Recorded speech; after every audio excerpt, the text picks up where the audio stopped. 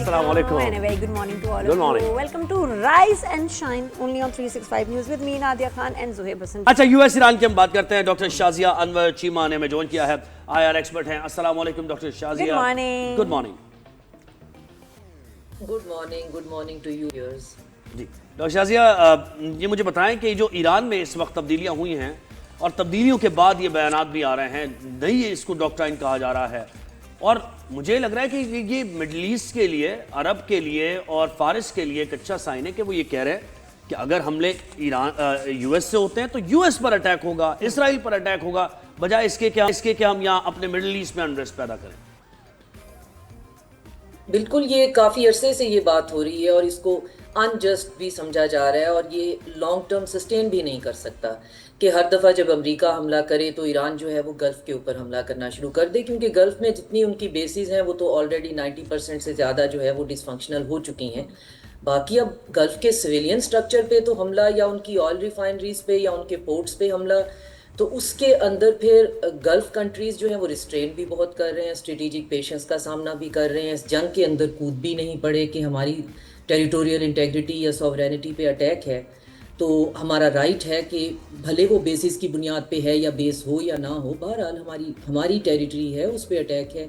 तो बहुत ज़्यादा उन्होंने सब्र का भी इसमें काम लिया है, जिसकी वजह से हम ये देख रहे हैं कि जंग बहुत ज़्यादा जितना एक्सपेक्ट किया जा रहा था उतनी फैली नहीं है. और ऑफ कोर्स इसमें पाकिस्तान का मीडिएशन का रोल जो है उसको हम नहीं इग्नोर कर सकते हैं. और अब जो रिसेंट मक्का डिफेंस एग्रीमेंट हुआ है तो उसकी रोशनी में तो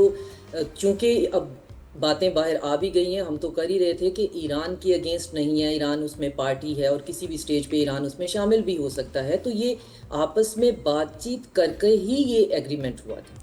तो उस बातचीत के बाद जब ईरान को भी इससे कोई प्रॉब्लम नहीं है कि तुर्की, पाकिस्तान और सऊदी अरेबिया जो हैं वो डिटरेंस की एक सिंबल या एक सिंबॉलिक डिटरेंस इस रीजन के लिए बन जाएं, तो फिर थोड़ा सा ये और मुश्किल हो जाता है कि ईरान के ऊपर होने वाले हमले की सूरत में अगर जवाबी कार्रवाई जो है वो गल्फ़ पे होती है, क्योंकि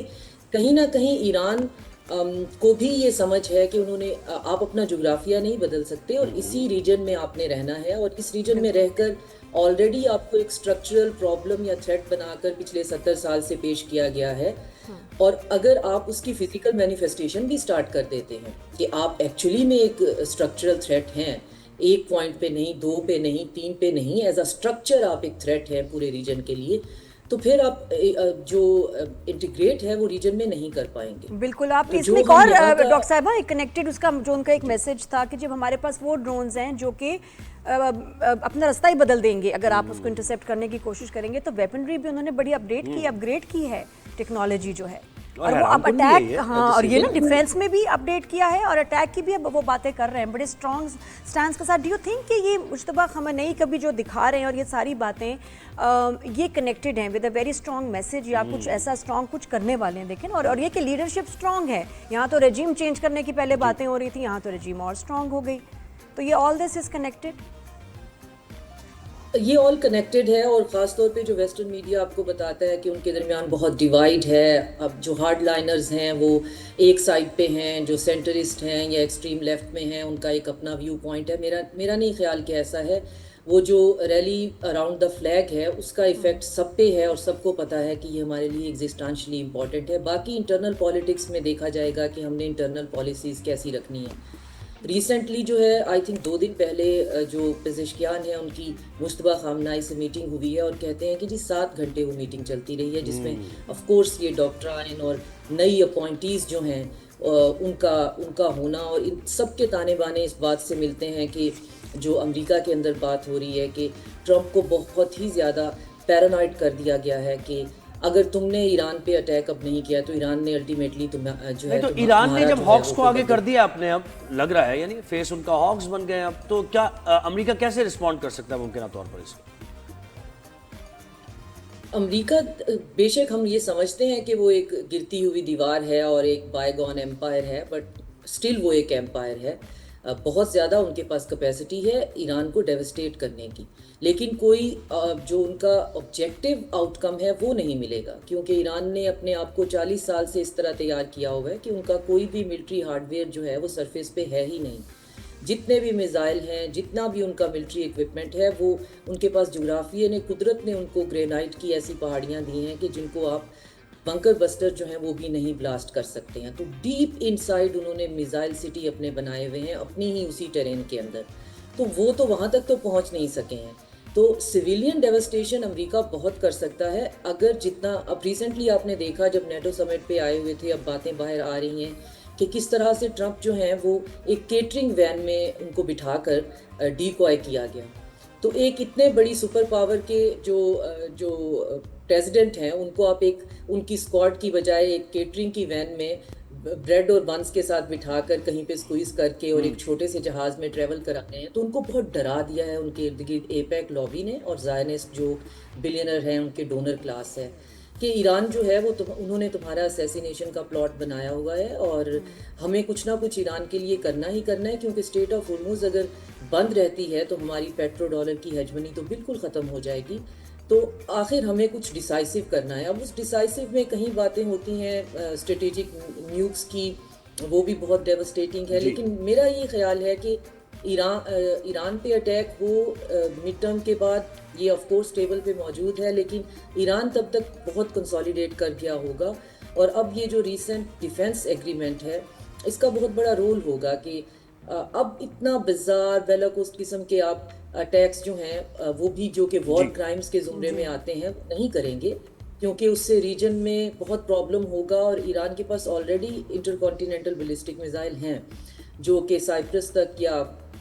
ایسٹرن یورپ تک پہنچ سکتے ہیں یا ڈیگو گارسیا تک پہنچ سکتے ہیں. تو امریکہ تک پہنچ سکتے ہیں یا نہیں, لیکن ٹیکنیکلی اس کو اپنا رخ اسرائیل کی طرف پہنچ سکتے ہیں وہ ابھی کیوں بتائیں گے, جی بتانے کی بھی ضرورت بھی نہیں. اچھا ڈاکٹر صاحب یہ بتائیں کہ یہ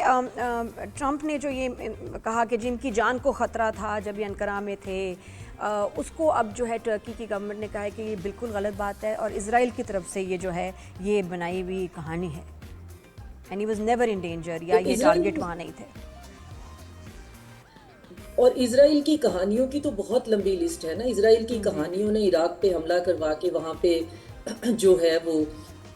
ایسے قسم کے بوم جو ہیں وہ بنوا دیے تھے جو بعد میں کہیں پہ ملے نہیں. اور لوگوں نے خود ہی کہا جو اس کے اندر شامل تھے, اس کانسپیریسی میں شامل تھے, انہوں نے کہا کہ ہم نے بہت زیادتی کی, لاکھوں کی تعداد میں لوگ وہاں مرے, ہمارے بھی مرے, لیکن اسرائیل کی یہ جنگ تھی اور اگلی جنگ بھی جو ہے وہ اسرائیل کی ہے. لیکن پوائنٹ یہ ہے کہ ٹرمپ جو ہیں وہ کتنے کمپرومائزڈ ہیں in the term of kind and cash, تو وہ پھر ڈیسائیڈ کرے گا کہ ان کا ڈیسیژن کیا ہوتا ہے اور کیا سینٹی پریویل کرتی ہے, اور اگر نہیں کرتی ہے تو پھر ان کے ارد گرد ان کے پینٹاگون کے جنرلز جو ہیں وہ ان کو کیسے کنونس کر سکتے ہیں. اگر آپ ان کے سیکرٹری وار جو ہیں پیٹ ہیگسیت کی بات کریں تو مجھے نہیں لگتا کہ ان کو جو ہے وہ وار پلاننگ کے ڈبلیو کا بھی پتہ ہے. تو وہ ایک اپنے راستے پہ چلے ہوئے ہیں, اور آف کورس وہ سارے کے سارے ڈونرز جو ہیں ان کو بناتے ہیں, ان کو بگاڑتے ہیں, بالکل ایسے, اور وہی ڈیسائیڈ کرتے کیا کرنا ہے. مجھے بتائیں, ایک تو یہ سعودی عرب اور حوثیوں کا معاملہ چل ہی رہا ہے اور ایران بھی ظاہر اس میں ایک پارٹی ہے, تو اسی اسنا میں بحیرہ ایمن میں جو تجارتی جہاز پر حملہ ہوا ہے 3 پاکستانی جاں بحق ہو گئے ہیں.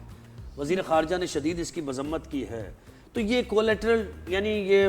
ہو گیا بس, یا پھر آپ اس کو میتھڈ ہے اس کے پیچھے کہ انوالو کیا جائے کچھ, یعنی اس کو کیسے دیکھتی ہیں آپ اس واقعے؟ بالکل, اس پہ کوئی کیا ری ایکشن ہوگا؟ اس کے بارے میں ابھی بہت سی کانسپیریسیز ہیں کہ اٹیک کہاں سے ہوا, کس نے کیا. تو سب سے پہلے تو یہ پتہ چلے کہ کس نے کیا, کوئی فالس فلیگ آپریشن تھا. اور پاکستان جو ہے آف کورس ہمیں اب ذہنی طور پہ تیار ہو جانا چاہیے کہ ایز اے مڈل پاور ہمارا جو رول ہے اس ریجن میں اور ایون براڈر اس میں ہم پہ اب ہم نظروں میں آ چکے ہیں. تو وہ جو ہماری پہلی ایک پہچان تھی کہ خاص طور پہ یورپ اور امریکہ میں کہ پتہ نہیں کہاں ہے, افغانستان کے بارڈر پہ, ہاں پہ یہ تو وہ اس چیز سے ہم باہر نکل آئے ہیں. تو جب ہم لائم لائٹ میں ہیں اور اس طرح سے ہیں کہ ہر میڈیا ہمیں ڈسکس کر رہا ہے اور ہمارا رول جو ہے وہ ڈسکس کر رہا ہے کہ کس طریقے سے ہم نے اس جنگ کو کنٹین کیا اور اس کو بڑھنے نہیں دیا, تو ہمیں ان فالس فلیگ آپریشنز انٹرنلی یا ایکسٹرنلی ان کے لیے اب پریپیئر رہنا پڑے گا. اور اس پہ کسی بھی قسم کا جو کمنٹری یا انالیسز ہے اس کے لیے بھی تھوڑا سا ویٹ کرنا پڑے گا, بجائے اس کے کہ کسی ایک کنٹری کی طرف ہم کہہ دیں, کیونکہ نہیں معلوم کہ یہ کہاں سے کیا, کیوں کیا اور اس کی وجہ کیا تھی, یا کوئی ٹیکنیکل وجہ تھی یا کسی سے بھی کہیں پہ کوئی غلطی ہو گئی ہے. یعنی یہ معاملہ آپ سمجھ رہی ہیں اگر میں آپ سے پوچھوں کہ خود ہی ختم ہو جائے گا حوثیوں کا معاملہ جب ایران اور سعودی عرب کے معاملات بہتر ہو جائیں گے جو کہ ہوتے ہوئے دکھائی دے رہے ہیں، ایسے ہی؟ بالکل، میری انفارمیشن یہ ہے کہ حوثیوں کے ساتھ ہم نے بھی بات جو ہے وہ شروع کر دی ہے. آئی مین ظاہر ہے میں ان